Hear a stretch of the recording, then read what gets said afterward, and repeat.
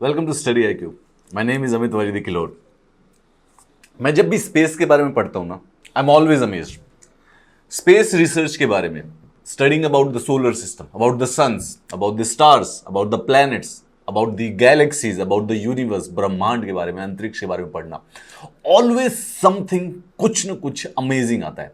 The scale of the universe is so so so large कि जब भी एक बार भी आप कभी रात को खुले आकाश की तरफ देखते हैं तो हमें अपने खुद के एग्जिस्टेंस के बारे में कुछ न कुछ गहन सा पर्सपेक्टिव प्राप्त होता है। So space is probably the subject जिसको पढ़ के बोर नहीं हुआ जा सकता। मे बी किसी को मैथ्स पढ़ने में इंटरेस्टेड नहीं है, मे बी किसी को इंग्लिश अच्छी नहीं लगती, शायद कोई लिटरेचर पसंद नहीं करता, परंतु when ever anybody studies something about space, it always gives you an insight about yourself and about the world, about the nature, जो कि कुछ स्पेशल है। इसीलिए आप स्पेस के बारे में जानते हैं, लेकिन हमारे पूरे के पूरे जो वर्ल्ड और प्लैनेट अर्थ पर, ह्यूमैनिटी पे जो सबसे ज्यादा स्पेस के बारे में पढ़ते हैं, आपको उस ऑर्गेनाइजेशन का नाम पता है, दैट इज नासा। आप इंग्लिश मूवीज देखते हैं, आपको नाम इसीलिए पहले से ही पता चल गया था, क्योंकि जनरली वैसे तो कॉन्वर्सेशन में आपके नहीं आता है, परंतु मोर और लेस आप नासा के बारे में जानते हैं due to the Hollywood movies, right. लेकिन उसके बाद जैसे जैसे जैसे बड़े बड़े थोड़े से बड़े हुए और हमारा पिछले 2 डेकेड में जैसे जैसे हमारा खुद का भी देश ग्रो हुआ, तो आपको एक दूसरी ऑर्गेनाइजेशन के बारे में नाम पता चल गया, ISRO, Indian Space research Organisation. तो नासा जो है वो यूनाइटेड स्टेट्स की स्पेस रिसर्च ऑर्गेनाइजेशन है और पिछले 50 सालों में आई बिलीव, या फिर आप भी समझते होंगे कि प्रोबेबली ह्यूमैनिटी की सबसे ज्यादा इंजीनियस ऑर्गेनाइजेशन है। What they have been able to achieve has not been able to achieve in the whole human history by anyone else. आदमी को जमीन से लेके चांद पर ले जाके चले गए। इंडीड आपके फोन में जो इस समय जीपीएस चलता है, राइट, आप कहीं पर भी जाना चाहते हैं, वो जीपीएस बेसिकली सिर्फ और सिर्फ नासा की वजह से है। इंडीड और भी ऐसी कई सारी जो डे टू डे इन्वेंशंस या कुछ आप चीजें यूज करते हैं, कन्वीनियंट यूज करते हैं, उन सब का स्पेस रिसर्च से कहीं ना कहीं पर रिलेशन आता है। वो जो मेमोरी फोम होता है बेड पर या फिर गाड़ियों में, कुछ एक लग्जरी गाड़ियों में पाया जाता है, किसने बनाया था? नासा ने बनाया था स्पेस रिसर्च के लिए।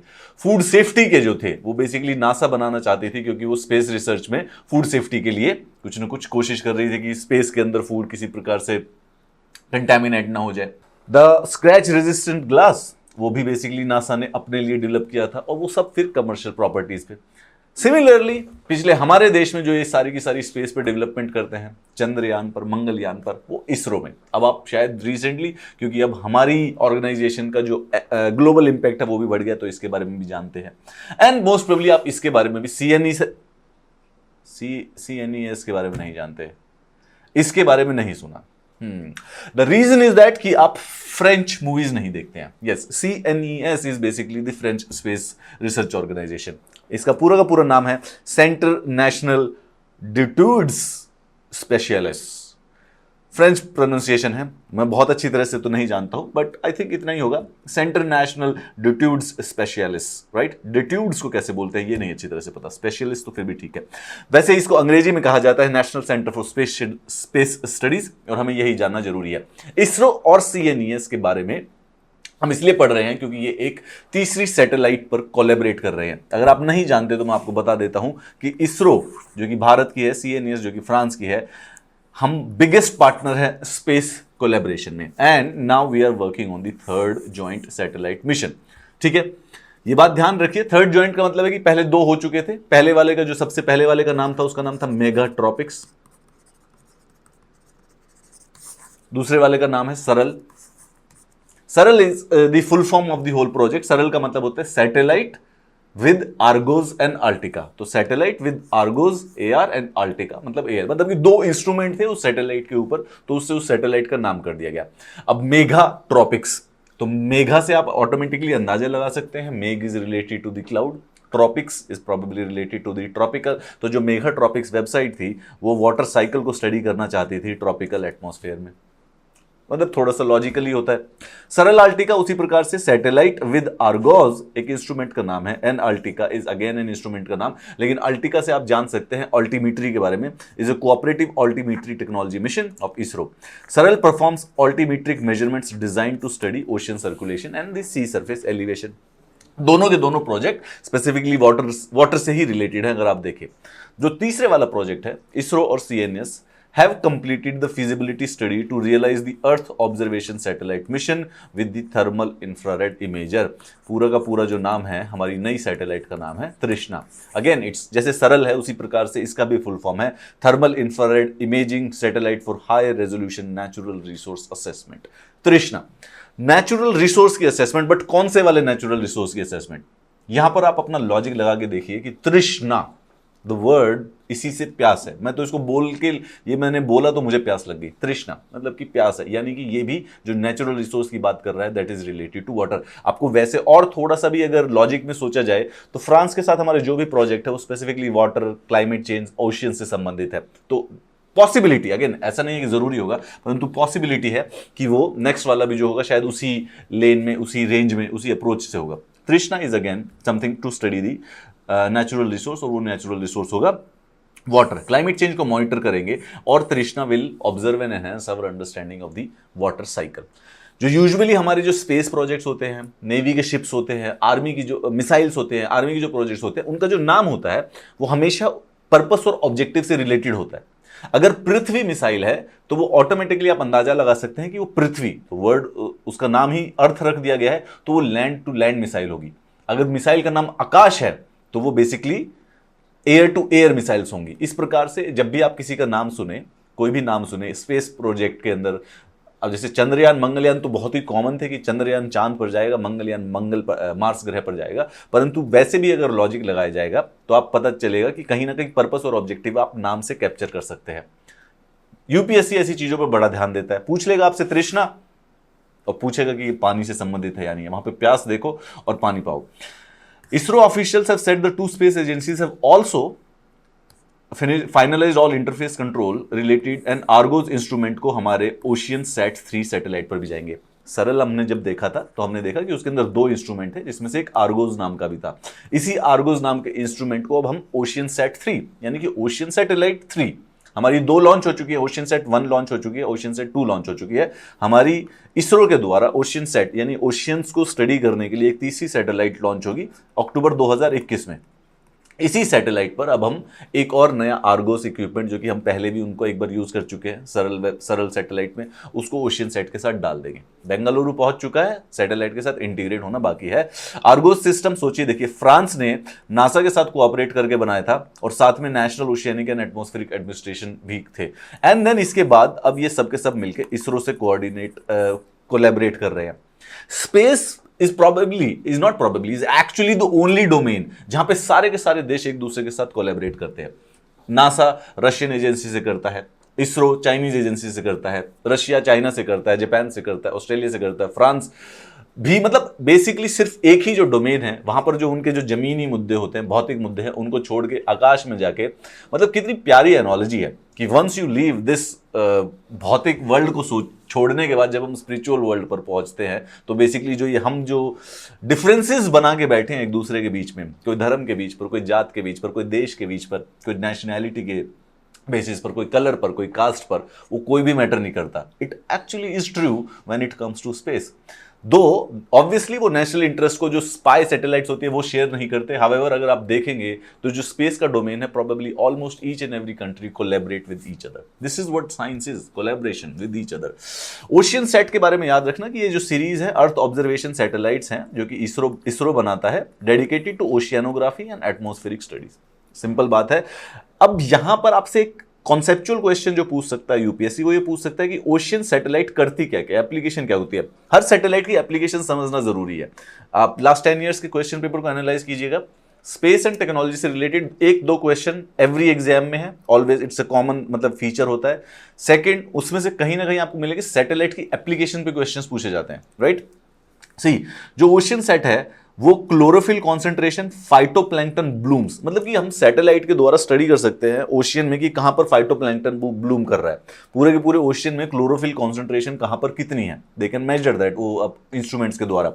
Atmospheric aerosols, particulate matter, marine weather forecast to predict cyclones. ये ओशियन सेट का काम है, ये इसके जो पर्पस और एप्लीकेशन है इसको याद रखिएगा। ये तो हो गया हमारा ज्वाइंट वेंचर फ्रांस का और बेसिकली इसरो का, ठीक है, सरल बात है। मेरा आपसे एक सवाल है, एक्चुअली में मेरा खुद का सवाल था, मैं हमेशा इस बात के लिए क्यूरियस रहता था, तो मुझे लगा मैं आपसे शेयर करता हूं। हम जब भी सैटेलाइट्स की फोटो देखते हैं तो हम देखते हैं कि वो कहीं ना कहीं ऐसे किसी गोल्डन पेपर में रैप्ड है। अब सैटेलाइट प्रोबेबली ह्यूमैनिटी का सबसे ज्यादा state of art Angénieux product है।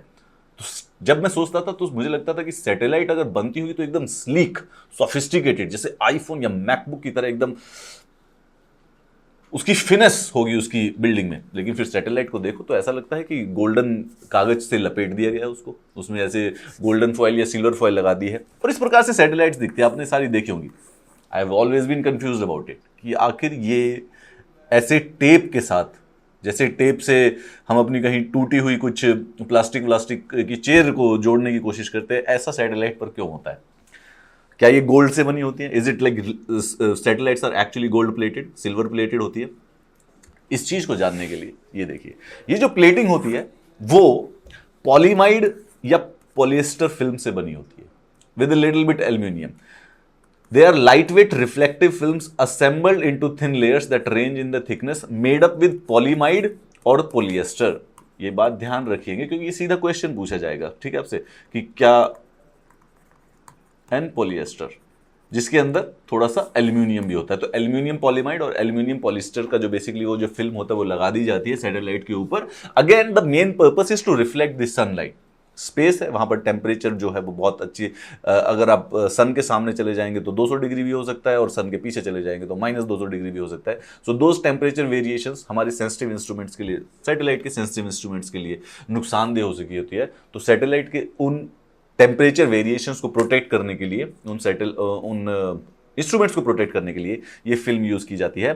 The gold and the silver coloured sheets you see are often a single layer of aluminized polyimide with the silver aluminium side facing in. तो silver aluminium अंदर face कर रहा होता है towards the satellite, और बाहर जो हम देखते हैं the yellowish gold colour of the polyimide is on the outside, give the satellite the appearance of being wrapped in the gold.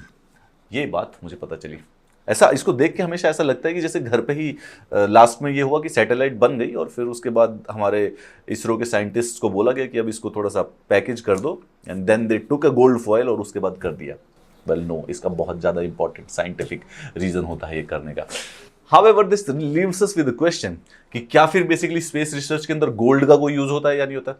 एक और सुपर इंटरेस्टिंग जो फैक्ट है वो ये है कि बेसिकली गोल्ड का यूज होता है। एस्ट्रोनॉट्स के जो हेलमेट होते हैं उनका जो बाहर जो वाइजर होता है, जो शीशा होता है जिसमें से वो देखते हैं, उस पर एक बहुत ही थिन लेयर ऑफ गोल्ड लगाया जाता है। The reason, the conceptual reason is that क्योंकि गोल्ड इंफ्रारेड रेज को तो रिफ्लेक्ट कर देता है और विजिबल लाइट को आने देता है। Gold is used by the NASA in the construction of the space suits because of its excellent ability to reflect infrared light. Concept से सीखना हमेशा। They'll ask you, okay? When they'll ask you why gold is used. Gold की एक property पूछ सकते हैं। कई बार इससे स्पेस से रिलेटेड क्वेश्चन नहीं होगा, उसको बेसिक साइंस में इंक्लूड कर देंगे गोल्ड की प्रॉपर्टी को। Gold can reflect infrared light, yes, and allows visible light, so that they have thin layer of gold on them to protect their eyes from the unfiltered satellite. अब ये वाली बात शाहरुख खान तो जानता होगा, है ना? उनकी मूवी थी स्वदेश जिसमें वो नासा के साथ काम करते थे, right? So he probably knows कि जो वाइजर्स होते हैं एस्ट्रोनॉट्स के हेलमेट्स के, they are laid with gold, with thin layer of gold, ताकि इंफ्रारेड रिफ्लेक्ट हो जाए और विजिबल लाइट अंदर आ जाए। Space is amazing, space is absolutely amazing. जब भी आप स्पेस के बारे में पढ़ेंगे, something new, amazing, interesting things. If you need the PDF of this class, so ये मेरा टेलीग्राम चैनल है जहाँ पे आप मुझसे बात भी कर सकते हैं, क्लासेस के पीडीएफ भी मिलते हैं, नोटिफिकेशन भी मिलते हैं। जो दूसरी ई बुक्स हैं, कई बार आपको जरूरत पड़ जाती है एक दूसरे की, वो भी आप मुझे इस पर ले सकते हैं। And in case you want to know about more space trivia, क्योंकि this is my favourite topic and there it's always amazing facts हैं, तो मुझे मेरे टेलीग्राम चैनल पर ज्वाइन कीजिए। अगर आपके पास कोई स्पेस ट्रिविया है जो आपको लगता है कि हमें किसी को नहीं पता होगा और दूसरे स्टूडेंट्स के साथ आप शेयर करना चाहें, still that is the platform. आप वहां पर आपके टेलीग्राम चैनल पर आप ये शेयर कर सकते हैं some interesting space trivia which probably we don't know. In case you like the video, तो यहाँ पे YouTube वीडियो के नीचे जरूर बताना, क्योंकि that is the space जहाँ पे आप अपने टीचर्स को अप्रिशिएट कर सकते हैं। Have a nice day.